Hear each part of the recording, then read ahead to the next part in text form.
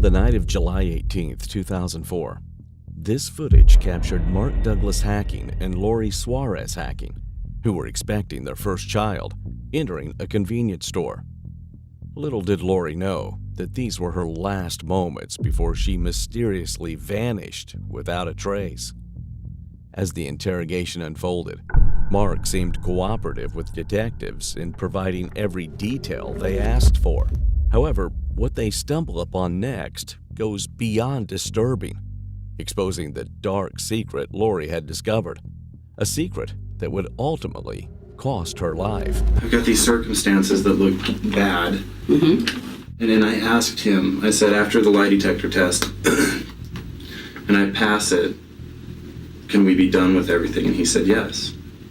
So I feel like if I don't take this, then I'm just going to be drilled. At 10:49 a.m. on July 19th, 2004, Mark made a disturbing 911 call to report the disappearance of his wife, Lori. According to him, she had not returned from her morning jog, which was quite unusual. The next day, Lori's family held a press conference and issued a heartfelt appeal for public assistance in locating her. Over 1,200 volunteers participated in the search and distributed missing persons posters throughout Salt Lake City. To gain further insight into this disturbing event, Mark is taken into custody for questioning. Just tell me, in your words, what's been going on so far today.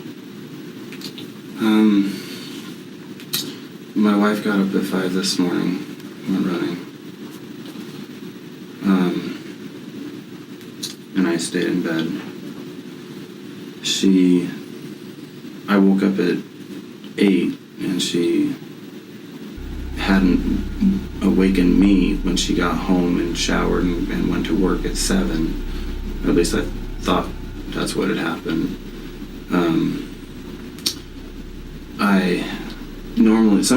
Most of the time I drive her to work, and she wakes me up when she's ready and I take her to work, but sometimes she drives. And today she was driving, so when I woke up and she was gone, I just figured she hadn't awakened me, just let me sleep. And so I got up at 8, did some things. I played my Nintendo a bit, and we needed a new mattress. We decided to get one, so I went, and we had been shopping around, looking at different places, and I had found one. What time was that? I left my place at about 9, drove around. Most of the places were closed where I was looking, but one place said on the door that they would open at 10, but I got there. What place was that, you know? I can't remember the name, but it's right next to R.C. Willie. One place had a sign. It said 10, but I was there at probably a little after 9, and the door was open. I went in and someone helped me. Okay, which RC Willie was this by? 21st South.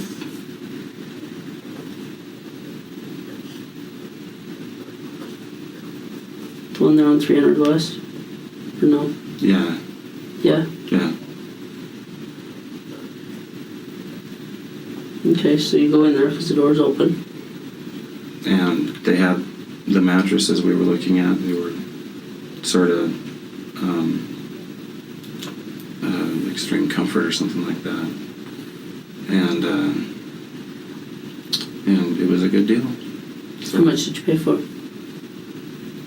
I paid like $500, somewhere around there. And they had,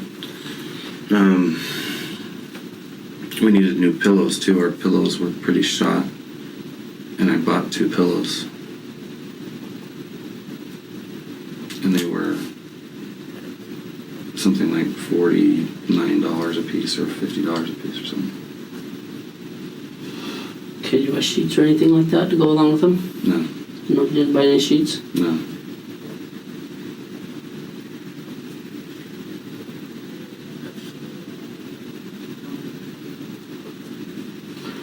How much did you say the pillows were? About $50. So Spent about $600 on the mattress and the pillows. About that. Okay. But you don't remember the name of the place? It's called something like it has something to do with sleeping comfortably or something like that. Like that's the title. Okay, so you buy the mattress. Did they deliver? Did you have to take it home, or how did it work? Took it home. You took it home? In what kind of vehicle? About what time did you leave the store? Let's keep the timeline down here. Just a guess. 9:30. So you wasn't there very long. Was really quick. No, on top of my car. On top of your car? Did you tie it down or anything, or what'd you tie it down with? Twine. Do you know where the twine's at now? Do you know what happened to it? It should be in my dumpster. Okay.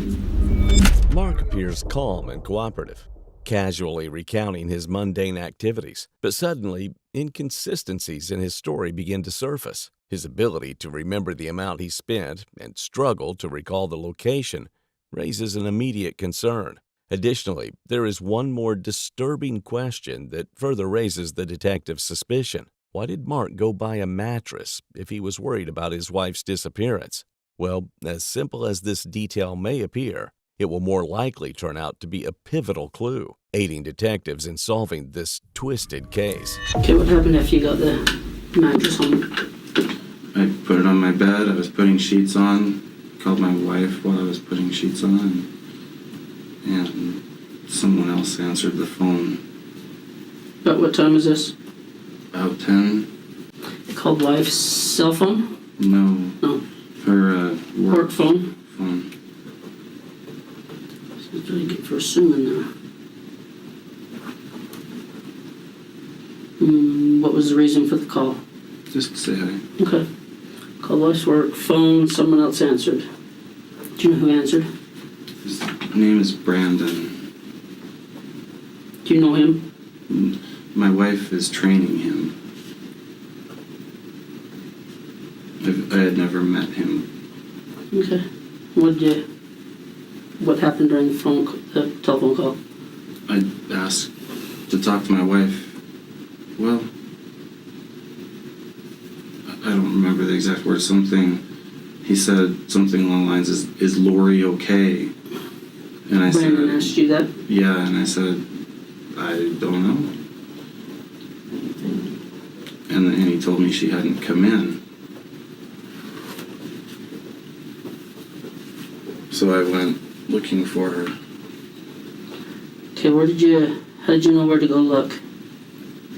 Because she runs in the same place every day. She goes up there every single day? No. Most of the time? 5 or 6 days a week. Okay. Okay, about what time was it you left to go look for her? Just after 10, just right away. So it was close to 10, 10, 15, 10, 10? Something like that. Yeah. Okay. 10, I'll just say 10 to 10, 15, just guessing. Okay. I'll put a question mark so we're not being held to. Did you see what she was wearing? You're probably given that information. Oh, you didn't?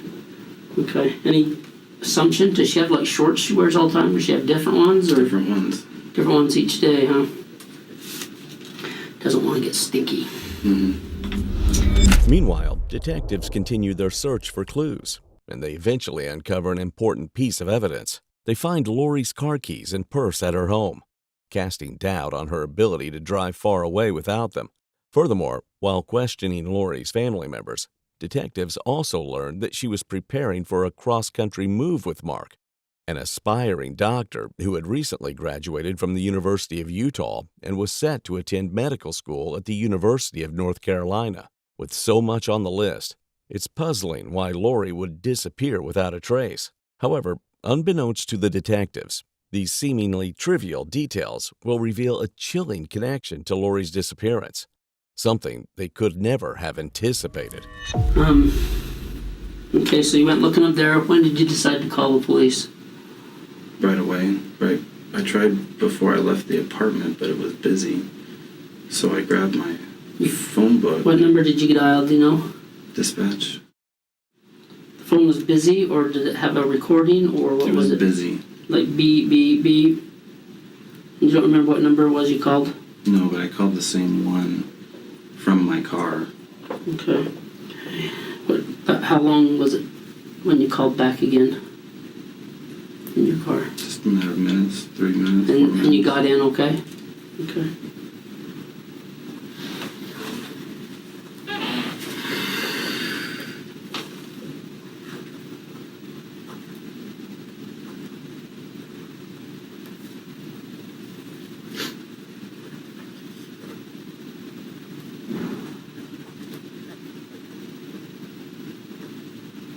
So you called before you even got up there to look for her? Okay. Okay, what happened when you got up to Memory Grove? Did you get up there before the police, or about how long did it take you to drive up there? Like 10 minutes, So now we're around about 10:30, probably. say.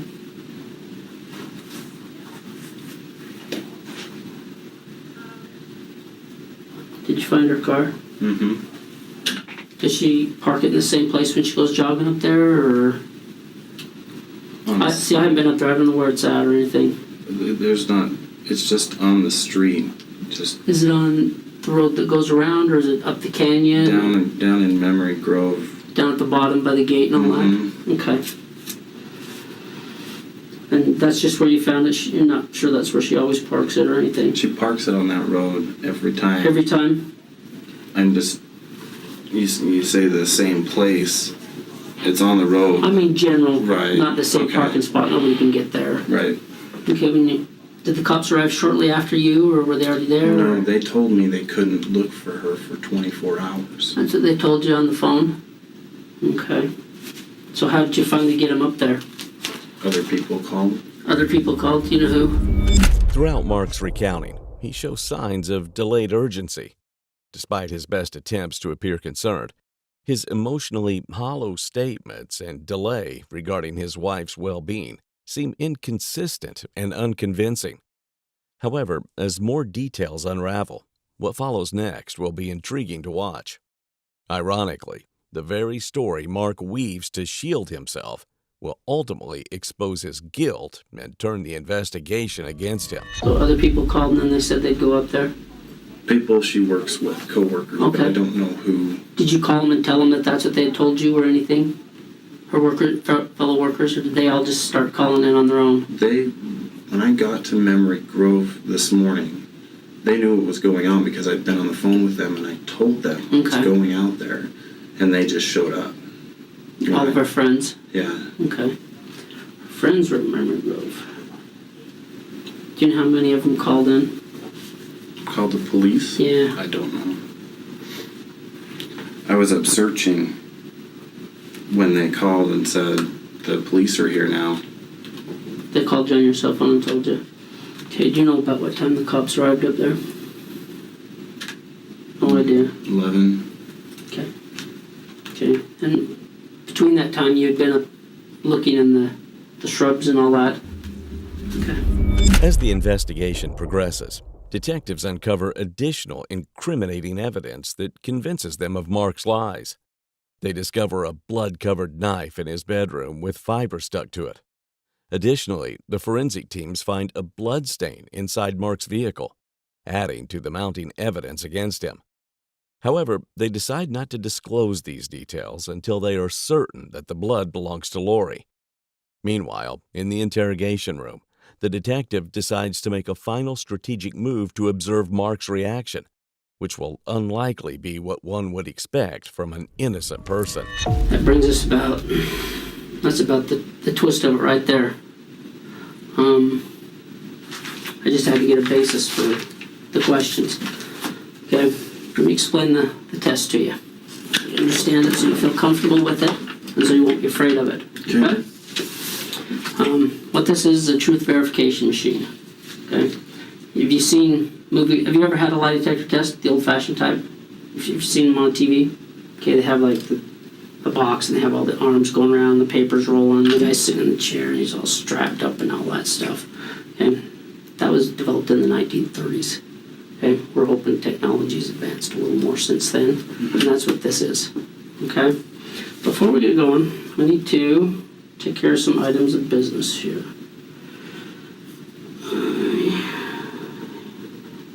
You spell your last name. Hacking. This is just waiver form. It's basically saying you're taking this of your own free will. Nobody's forcing you or coercing you or anything of that nature.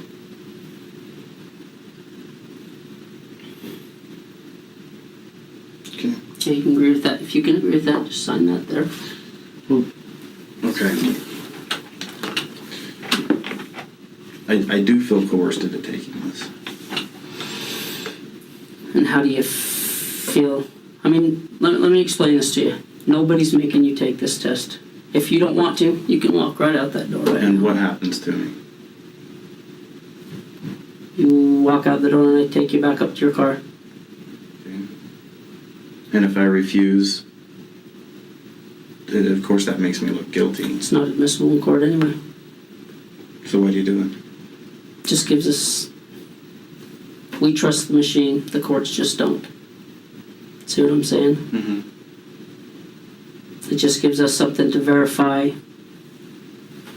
the information we've got so far. And obviously, as you said, obviously, we got some concerns about this mattress thing. Okay, obviously some concerns are going to come up about that, and we just want to get them clarified. Because we interview people that have killed people all the time, and they don't tell us the truth. That's why we have this machine. You see where we're coming from? I do. If somebody's killed somebody, they're not going to come out and tell us, yeah, I killed them. And that's what this machine is just for. But at the same time, I've got these circumstances that look bad. Mm-hmm. And I feel like, and I asked him, I said, after the lie detector test, and I pass it, can we be done with everything? And he said yes. So I feel like if I don't take this, then I'm just going to be drilled. Well, here's the other thing. If you got nothing to worry, if you haven't done anything, you have nothing to worry about, even if they do go through that evidence. Do you know what I'm saying? You have nothing to lose by this.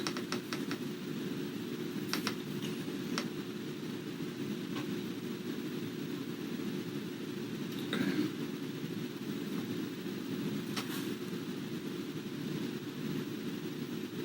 I don't think I want to take it. Okay. And nobody's going to force you to. Okay. Let's just come on here. It'll take you just a minute. With evidence stacking against Mark and his refusal to take a polygraph, it's evident that he's trying to conceal something sinister. However, it won't be long before his dark secrets will be exposed. Shortly after the interrogation concluded, Mark was spotted running naked through the streets with only his sandals on. He was immediately admitted to a hospital for a psychiatric evaluation. While being treated in the hospital, this time had been enough for Mark to rethink his decision. He finally decided to confide in his brothers, Scott and Lance Hacking, about the evil secrets he had concealed for so long. He told them that around midnight on July 18th, as Lori went to bed, he took a .22 caliber rifle and shot her in the head while she was asleep. He then threw the weapon and disposed of the blood-soaked mattress in a nearby dumpster, according to police reports. The mattress was cut with a knife found at his home. Furthermore, after executing the harrowing crime, he wrapped Lori in a carpet and disposed of her dead body in a dumpster near the University of Utah. Ironically, the very place where he was working and educating people about psychological issues. The following day, all this information was relayed to the police. Mark's confession confirmed him as Lori's murderer, who, after killing her, staged her disappearance to avoid suspicion. As the real monster behind this gruesome murder was discovered, the only vital question that remained unanswered was what had driven Mark to a point that led him to carry out such a harrowing crime. The answer to this question was also about to be unraveled. During the investigation, detectives had discovered another disturbing piece of evidence, a letter from Lori stating, "I hate coming home from work because it hurts. I can't imagine life with you if things don't change."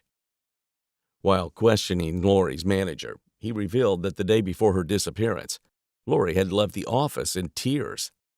Further inquiries revealed that Lori had contacted the medical school in North Carolina to finalize the housing arrangements. During this call, she learned that Mark had never received his degree from the University of Utah and never applied to medical school. According to investigators, on the night of July 18th, Lori wrote Mark a note stating her intention to leave him after she had discovered that everything Mark told her about his background was a lie, which ultimately prompted him to tragically end her life.